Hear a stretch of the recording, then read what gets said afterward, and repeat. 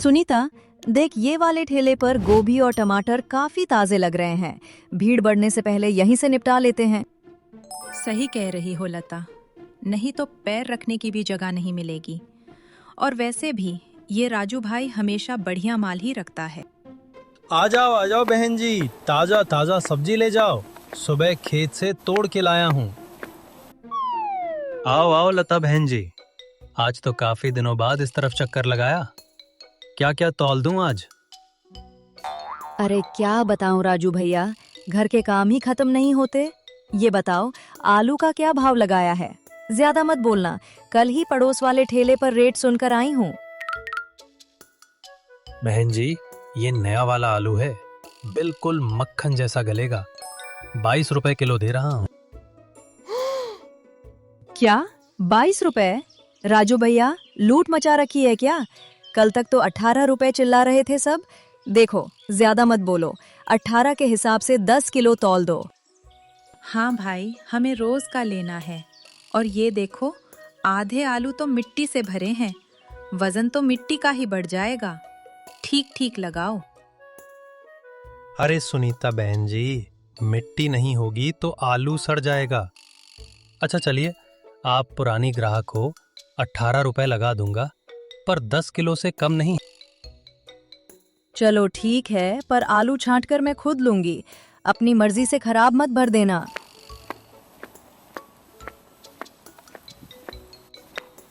राजू भाई, ये टमाटर तो ऊपर ऊपर से लाल हैं, कहीं अंदर से कच्चे तो नहीं? बिल्कुल पके हुए और सख्त चाहिए। अरे बहन जी, मेरी गारंटी है, काट कर देख लो। अगर एक भी फीका निकल जाए तो पैसे मत देना। 40 रुपए किलो हैं। अरे बाप रे, 40 रुपए? राजू भाई, आप तो आज अमीर होकर ही मानोगे। देखो, 30 रुपए किलो से 1 पैसा ऊपर नहीं दूंगी। देना है तो बोलो, वरना आगे बहुत ठेले खड़े हैं। बहन जी, आप तो सीधे आधे दाम पर आ जाती हो। 30 में तो मुझे खरीद भी नहीं पड़ती। कम से कम 35 तो दीजिए। राजू भैया, बहस मत करो। देखो, हम गोभी भी ले रहे हैं। ये फूल गोभी का क्या हिसाब है? फूल तो काफी सफेद और गठे हुए हैं। ये गोभी आज सुबह ही सीधे खेत से आई है बहन जी। 30 रुपए का एक फूल है। 30 रुपए का एक? ये तो बहुत महंगा है। गोभी है या सोना? देखो भैया, हम इतनी सारी सब्जी ले रहे हैं, आलू, टमाटर और फूल गोभी, सब मिलाकर सही भाव लगाओ, नहीं तो हम चले। अच्छा बाबा, ठीक है, आप लोग तो जान निकाल लेते हो गरीब की। आलू 18 लगा दिए, टमाटर 32 लगा दूंगा, और गोभी के 2 फूल 50 में ले जाओ। अब खुश? ये हुई ना बात। और सुनो राजू भाई, धनिया और हरी मिर्चें थैले में ऊपर से डाल देना, उसके पैसे नहीं दूंगी मैं। बहन जी, धनिया तो आजकल बादाम के भाव बिक रहा है, पर आप कह रही हो तो मना कैसे करूं? डाल देता हूं।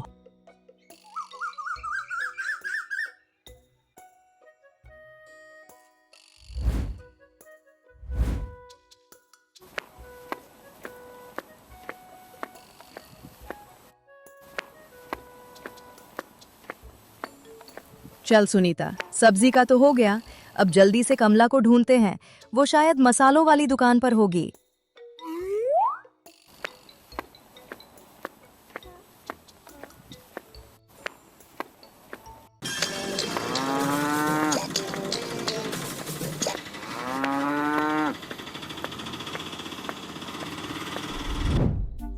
अरे, वो रही कमला।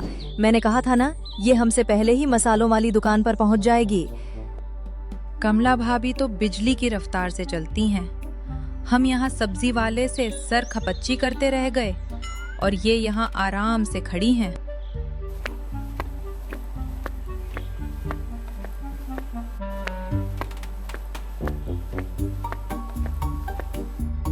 आ गई तुम दोनों, बड़ी देर लगा दी। देखो लता, मैं ये हल्दी चेक कर रही थी। रंग तो चटक है, पर खुशबू वैसी नहीं लग रही जैसी पिछले महीने थी। दिखा तो। बात तो सही है तेरी कमला। शांतिलाल भाई, ये इस बार माल कहाँ से मंगाया है? हल्दी में वो पहले वाली बात नहीं लग रही। अरे लता बहन जी, कैसी बातें करती हैं? ये सीधे सांगली की हल्दी है, बिना मिलावट की। आप एक बार सब्जी में डालकर देखिए, रंग ना निखर आए तो कहना।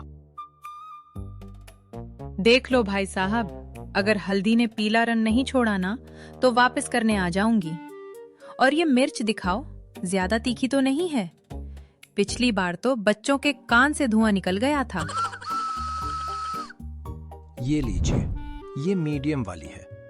रंग गहरा लाल देगी, पर जलन कम होगी। आजकल सब यही ले जा रहे हैं।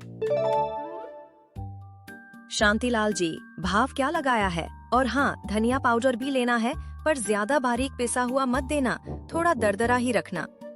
मिर्च 350 रुपए किलो है और धनिया 220 रुपए। आप लोगों के लिए हमेशा वाला रेट ही लगाऊंगा। अरे बाप रे शांतिलाल भाई, थोक की दुकान है आपकी या सुनार की? मिर्च के दाम तो आसमान छू रहे हैं। थोड़ा तो कम करो, आखिर 5 घरों का राशन जा रहा है यहाँ से। सही कह रही है लता। भाई साहब, 300 रुपए लगाओ मिर्च का, और धनिया भी 200 के ऊपर नहीं देंगे हम। इतना पुराना रिश्ता है हमारा, कुछ तो लिहाज करिए। बहन जी, आप तो मेरी कमाई ही खत्म करवा दोगी। अच्छा चलिए, सब मिलाकर कुछ कम कर दूंगा। आप बस सामान लिखवाइए। लिखो फिर। 2 किलो हल्दी, 1 किलो ये वाली मिर्च और आधा किलो गरम मसाला। गरम मसाला बिल्कुल ताजा कूटना, पुरानी शीशी मत पकड़ा देना। ये लीजिए आपकी हल्दी, ये मिर्च और ये धनिया, सब बिल्कुल टॉप क्लास माल है। टोटल कितना हुआ भाई साहब? और हाँ, वो राई और जीरा डालना मत भूलना, छोटा वाला पैकेट। सब मिलाकर 1140 रुपए हुए, पर आप लोग 1050 दे दीजिए। ये हुई ना बात, इसे कहते हैं धंधा। चलो भाई, अब रेखा का इंतजार खत्म करते हैं, वो बेकरी वाले के पास खड़ी होगी।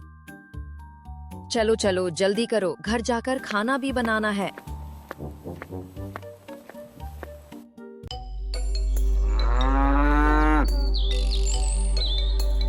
देख सुषमा, आज मुझे 3 केक की जिम्मेदारी मिली है।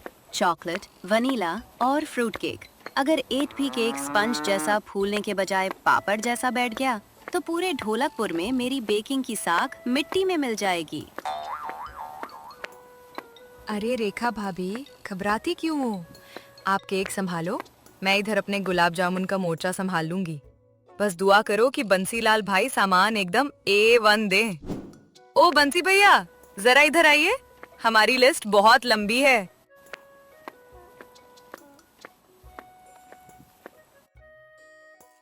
जी बहन जी, हुक्म कीजिए। नया साल है तो दुकान भी ताजा माल से भरी है। क्या क्या निकालूं? सबसे पहले तो चॉकलेट केक के लिए कोको पाउडर निकालो, पर वो सस्ता वाला डिब्बा मत देना जो करवा लगता है। कोई अच्छी कंपनी का है?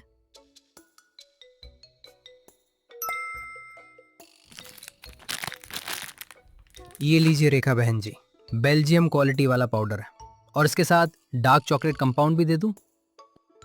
हाँ, 1 पैकेट वो भी दे दो। और सुनो, 3 किलो एकदम बारीक मैदा देना। पिछली बार वाले में गुठलियां बहुत थीं। बिल्कुल मखमल जैसा मैदा है बहन जी। और कुछ? भैया, गुलाब जामुन के लिए बढ़िया वाला मावा मिक्स निकालो, जिससे जामुन एकदम रूई जैसे नरम बने। और हाँ, साथ में 4 किलो चीनी और असली कश्मीरी केसर की 1 डिब्बी भी देना। ये रहा मिक्स और ये रही केसर। इसकी खुशबू से ही आधे मेहमानों का पेट भर जाएगा। और कुछ चाहिए? भैया, वनीला एसेंस, बेकिंग पाउडर और वो मीठा सोडा भी दे दो। और फ्रूट केक के लिए टूटी फ्रूटी और सूखी चेरी कहाँ हैं? वो तो दिख ही नहीं रही। ये लीजिए बहन जी, रंगीन और ताज़ा टूटी फ्रूटी। वनीला एसेंस की तो ये छोटी बोतल ही काफ़ी होगी। अरे रेखा भाभी, वो देखो, वो गोल्डन और सिल्वर स्प्रिंकल्स, ये आपके चॉकलेट केक पर बहुत जमेंगी। भैया, 1 पैकेट ये भी देना, और क्रीम वाली 2-3 खाली कोन भी दे दो। हैप्पी न्यू ईयर लिखने के काम आएंगी। सही कहा सुषमा, तैयारी में कोई कमी नहीं रहनी चाहिए। बंसी भैया, अब जरा जल्दी से हिसाब कर दीजिए। अभी घर जाकर अवन गरम करना है और इन्हें चाशनी तैयार करनी है।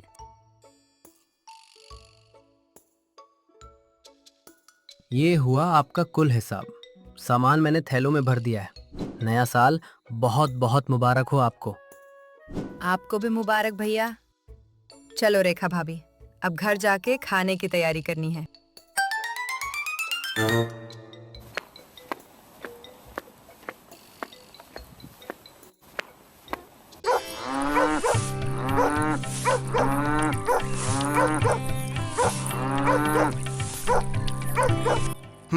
कल रात की ठंडी हवा ने तो पूरा कचरा यहीं इकट्ठा कर दिया है। अगर सरपंच जी ने देख लिया तो कहेंगे कि कुंदन सिंह बस हुक्म चलाना जानता है, काम करवाना नहीं।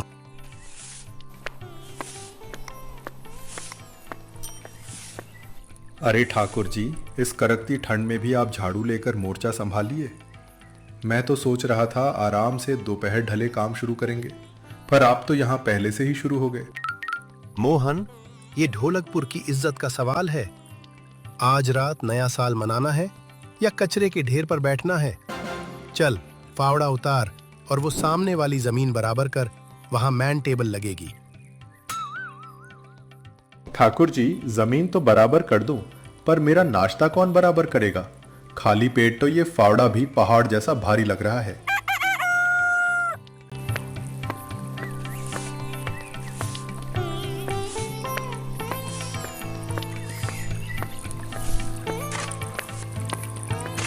हाय राम।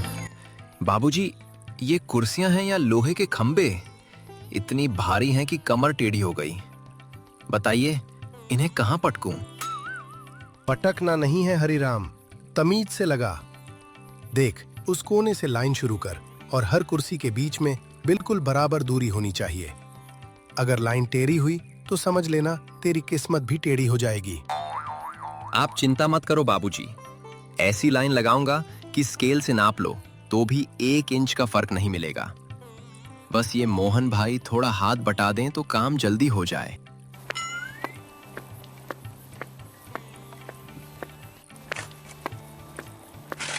अरे हरिराम, अपना अपना काम कर भाई।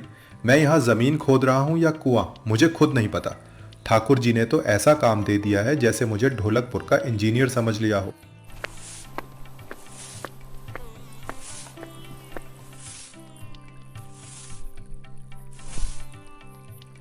अरे बाप रे, राम राम भाइयों। ये देखो, पिछले साल डिब्बे में रखी थी, अब ऐसा लग रहा है जैसे किसी ने इसमें गांठें बांध दी हों। इसे सुलझाने में तो पूरी दोपहर निकल जाएगी। शाम, अगर बिजली का काम ढीला रहा तो रात को अंधेरे में नया साल मनाना पड़ेगा।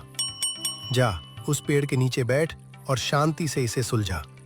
रमेश आता ही होगा सीढ़ी लेकर। ठीक है ठाकुर जी, आप कहते हैं तो बैठ जाता हूँ।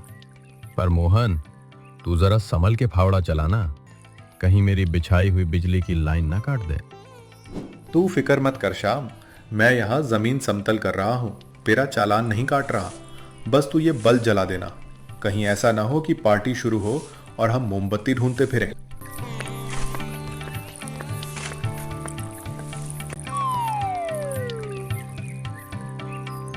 चलो, कम से कम काम तो शुरू हुआ। अगर इसी रफ्तार से चले तो शाम तक ये मैदान किसी महल के बागीचे से कम नहीं लगेगा।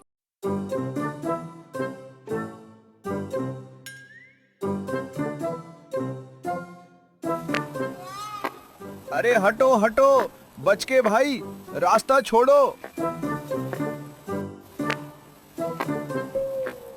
ओ श्याम, ये उलझी हुई माला लेकर कब तक बैठा रहेगा? सीढ़ी आ गई है, अब इसे टांगना शुरू करें या नए साल का मुहूर्त निकलने का इंतजार है? अरे रमेश, शुक्र है तू आ गया। मैं तो इन तारों के जाल में ऐसा फंसा था जैसे मकड़ी के जाले में मक्खी। चल, ये कोना पकड़ और सीढ़ी लगा उस खंबे के पास।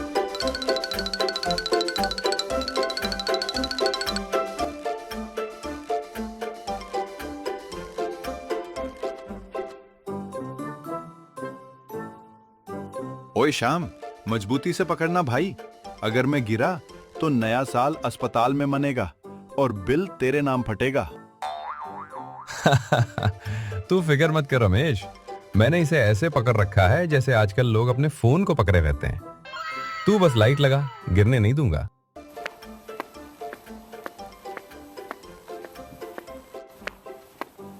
ठाकुर जी जरा देखिए तो, ये खंभा सीधा है या थोड़ा बाईं तरफ झुका हुआ है?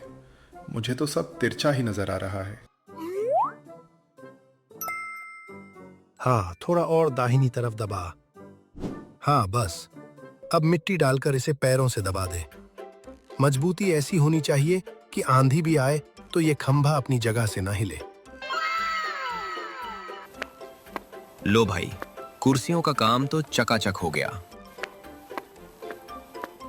बाबूजी, एक बार नजर मार लीजिए, लाइन ऐसी सीधी है कि चींटी भी चले तो रास्ता ना भटके। शाबाश हरिराम, इसे कहते हैं अनुशासन। अब जा, जरा मोहन की मदद कर, वो खंभा अकेला नहीं संभलेगा उससे।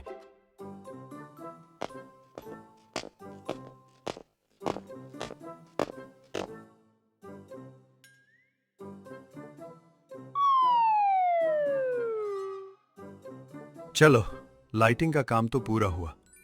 शाम, जा जरा वो जनरेटर के पास से मेन स्विच ऑन तो कर, देखे तो सही हमारी मेहनत रंग लाई या नहीं।